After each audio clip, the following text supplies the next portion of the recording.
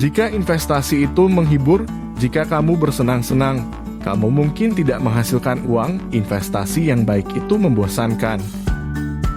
Aku kaya karena tahu ketika aku salah. Pada dasarnya aku bertahan dan selamat dengan mengakui kesalahanku. Aku kaya karena tahu ketika aku salah. Pada dasarnya aku bertahan dan selamat dengan mengakui kesalahanku. Ini bukan apakah kamu benar atau salah, tetapi berapa banyak uang yang kamu hasilkan ketika benar dan berapa banyak kamu kehilangan ketika salah. Pasar keuangan pada umumnya tidak dapat diprediksi. Jadi seseorang harus memiliki skenario yang berbeda.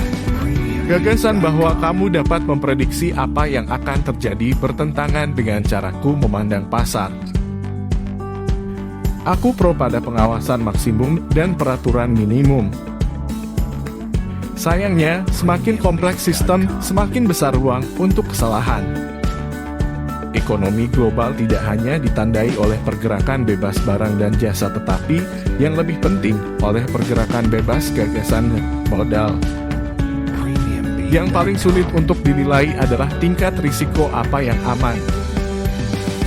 Semakin buruk suatu situasi, semakin sedikit upaya yang diperlukan untuk membalikannya, dan akan semakin besar sisi baiknya.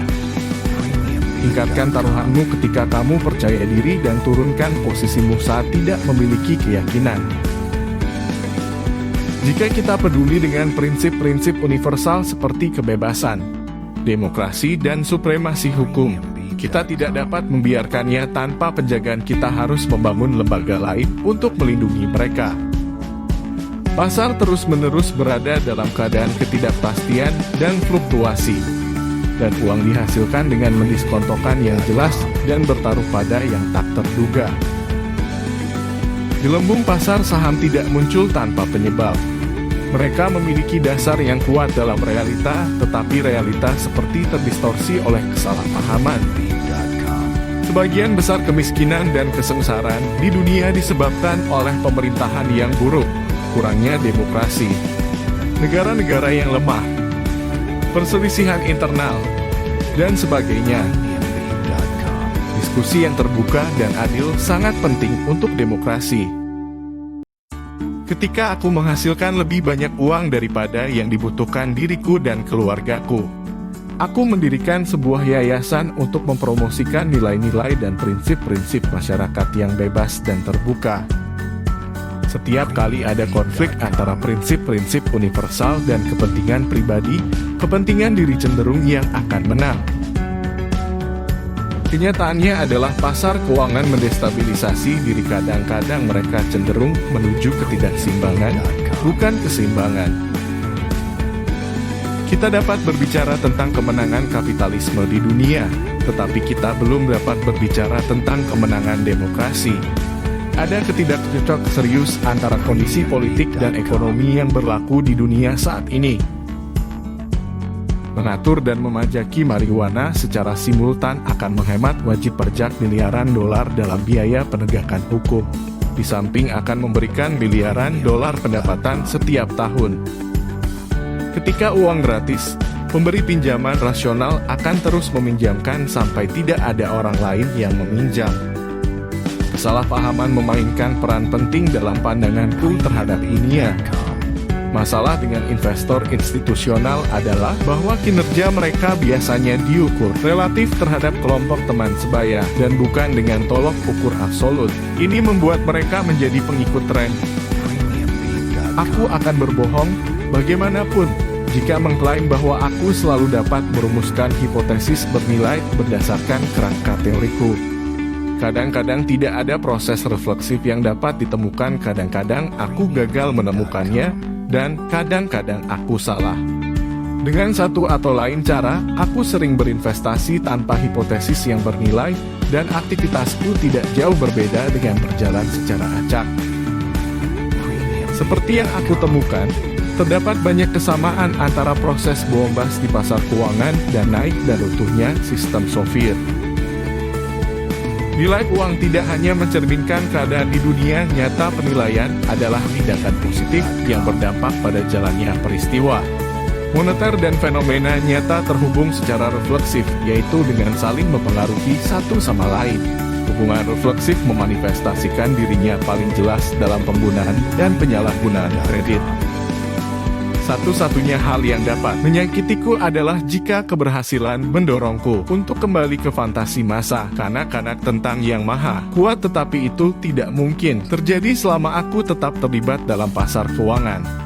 Karena mereka selalu mengingatkan pada keterbatasanku. Hambatan utama bagi tatanan dunia yang stabil dan adil adalah Amerika Serikat. Gagasan ini terjadi bersamaan dengan pendapat yang berkembang di dunia. Dan kupikir itu agak mengejutkan bagi orang Amerika untuk mendengarnya. Konsep keseimbangan umum tidak memiliki relevansi dengan dunia nyata. Dengan kata lain, ekonomi klasik adalah aktivitas dalam kesia-siaan. Jika kita membawa argumen ini sampai pada kesimpulan logisnya, maka hidup terdiri dari kekurangan dalam konsepsi seseorang dan apa yang dilakukan seseorang terhadapnya. Hidup dapat dilihat sebagai kekeliruan yang tumbuh subur. Ketika menjual opsi, kamu dibayar dengan mengasumsikan risiko. Itu bisa menjadi bisnis yang menguntungkan, tetapi itu tidak sejalan dengan risiko yang melekat dalam portofolio leverage. Dalam kasus krisis, otoritas regulator mungkin diwajibkan turun tangan untuk menjaga integritas sistem. Dalam hal ini, otoritas memiliki hak dan kewajiban untuk mengawasi dan mengatur instrumen derivatif. Setiap gelembung terdiri dari tren yang dapat diamati di dunia nyata dan kesalahpahaman yang berkaitan dengan tren itu. Kedua elemen tersebut berinteraksi satu sama lain secara refleksif. Aku berpendapat pasar keuangan tidak pernah mencerminkan realitas yang mendasarinya. Secara akurat mereka selalu mendistorsi, dan distorsi menemukan ekspresi dalam harga pasar. Distorsi itu kadang-kadang dapat mempengaruhi fundamental yang seharusnya dicerminkan oleh harga pasar.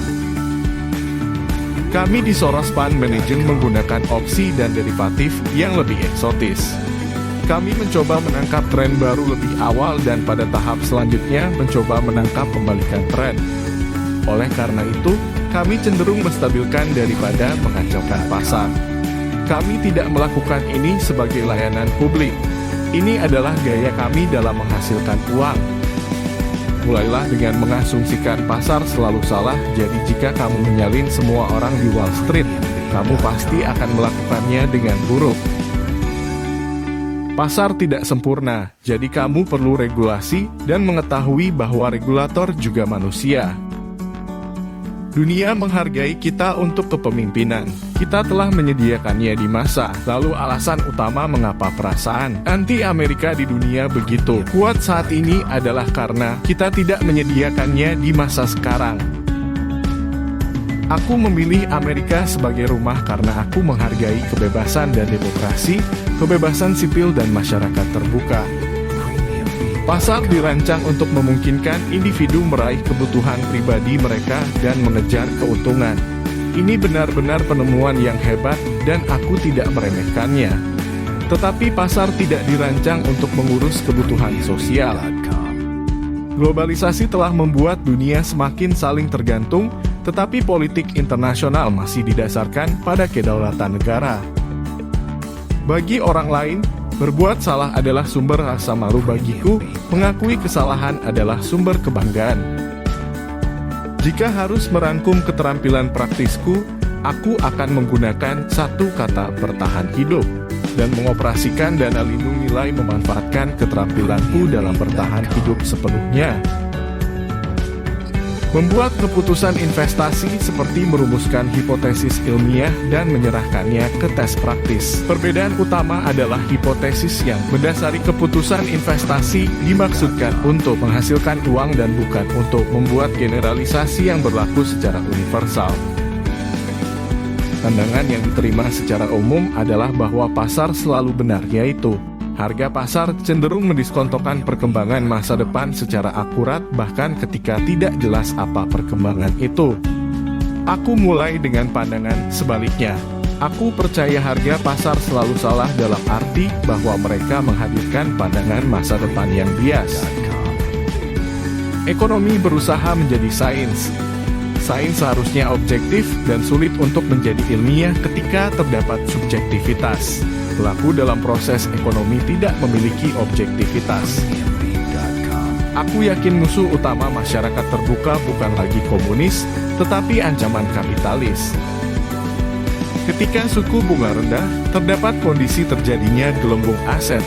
Gelembung aset tertinggi adalah emas. Aku menyebut emas gelembung utama yang berarti bisa lebih tinggi lagi, tapi itu pasti tidak aman dan tidak akan bertahan selamanya.